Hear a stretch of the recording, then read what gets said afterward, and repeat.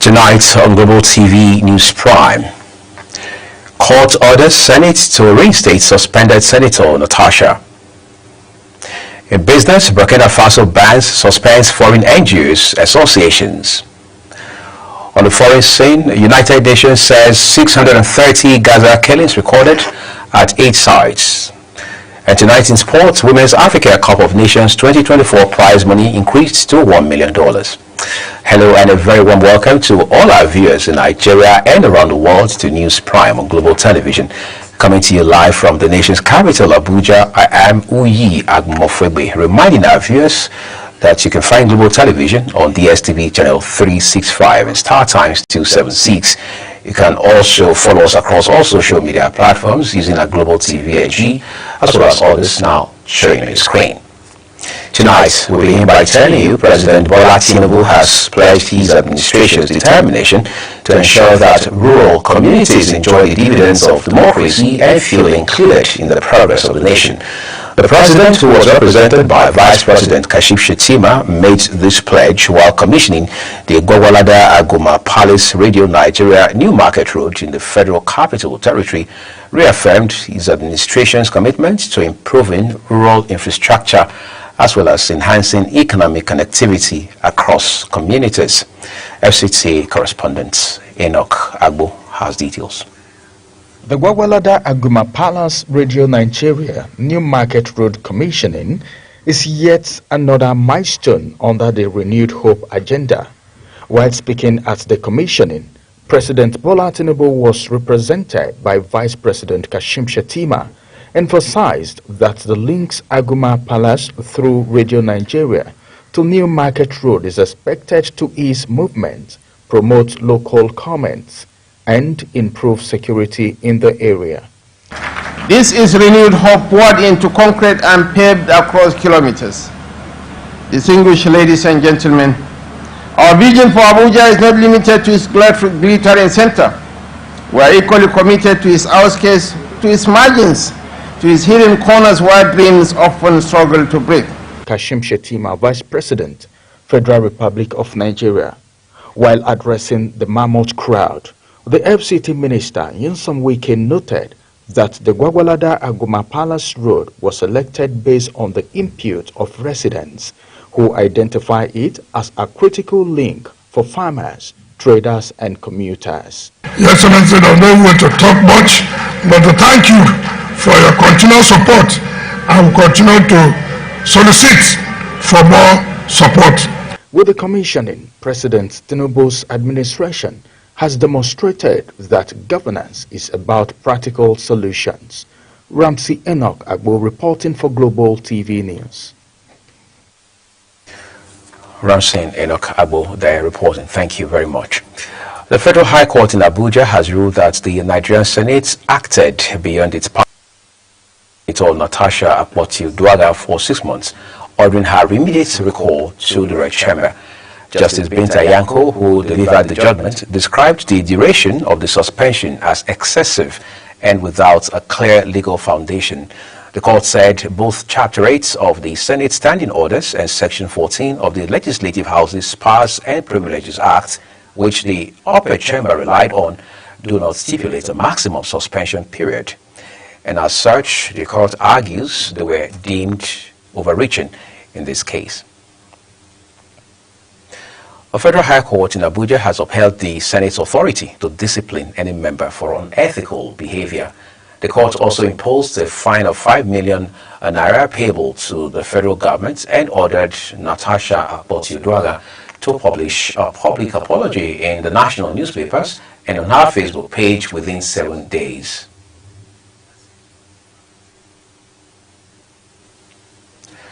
The Federal Capital Territory Minister, Nyesom Wike, says peace has finally returned to Rivers State, noting that he owes no one an explanation on the terms of the truce reached with suspended Governor Siminalayi Fubara.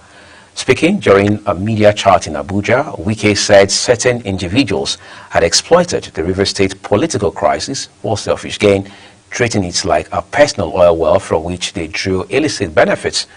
The development came as the Rivers Elders and Leaders Forum called on President Bola Tinubu to lift what they described as a de facto state of emergency in the state, urging full restoration of democratic institutions. The Independent National Electoral Commission (INEC) has appealed to associations seeking to register as political parties to maintain consistency of their proposed leadership and not cause delay in the consideration of their applications. The Commission, in a statement, said it has received additional 12 letters of intent from associations seeking to be registered, bringing the number of applications being processed to 122. In the statement by National Commissioner and Chairman, Information and Voter Education Committee, Sam Olumeko, the Commission said it is processing all the letters of intent transparently and will constantly update the nation on the developments.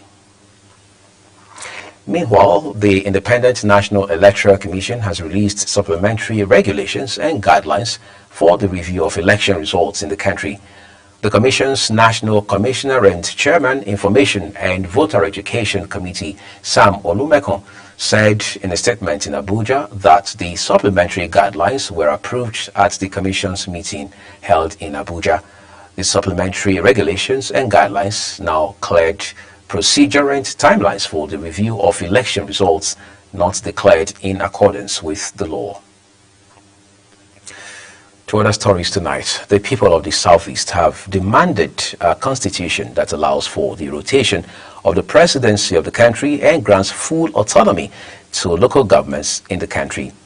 The requests led the Southeast Zonal Public Hearing on review of the 1999 Constitution organized by the Senate on Friday in Enugu. The Lagos State House of Assembly says it plans to establish a modern correctional service center to help reduce congestion in federal correctional centers within the state. During plenary, House Speaker Mudashiru Obasa noted that the bill is aimed at promoting rehabilitation and reintegration, ensuring a more effective and humane correctional system. The Assembly also said that the bill would provide for the administration of custodial and non-custodial measures in Lagos and for other related purposes. The Federal Capital Territory Police Command says it has arrested 82 suspects who are involved in various heinous crimes. The FCT Commissioner of Police, Ajao Adewale, made this known while addressing journalists in Abuja. Security correspondent Kikelamo Okere was there for Global Television. The Federal Capital Territory Commissioner of Police, Ajao Adewale, says the command conducted a thorough crime mapping, identified crime hotspots and implemented an action plan which led to a total of 49 cases. Not only that, this individual has equally embarked on the electrification of a road or a bypass where I've been having challenges of attempts by these kidnappers to pick people. To my mind, patriotism is not only about lousy and destructive condemnation. It's about the thinking of what you can do differently to better the lot of a society. We want to advise members of the public. We should be security conscious in anything we do, at any point, wherever we are. It says these achievements underscores the command's commitment and effort in the proactive fight and intelligence-led strategies against criminality with the nation's capital and its environs. It therefore assures residents of the Federal Capital Territory to sustain the peace being enjoyed in the FCT. Kikelamo Okere, Global Television News. Well, thank you so very much, Kikelamo. The University of Jos branch of the Academic Staff Union of Universities has directed its members to proceed on strike due to the non-payment of June 2025 salaries. Chairman of the union, Jube Molus, and the institution gave the directive in a message he circulated to members of the union. Molus stated that this is in line with extant National Executive Council's resolution that branches should take action when salary is not paid by the third day of a new month, and its Congress resolution of 4th June 2025 affirming this position. This is Global Television, and you're watching the live broadcast of News Prime with Uyi Agumofwegbe. When the rest of the news returns shortly, Burkina Faso bans, suspends foreign NGOs as well as associations. Details coming shortly, plus business and sports stories for you on the other side of this break. Please do stay with us.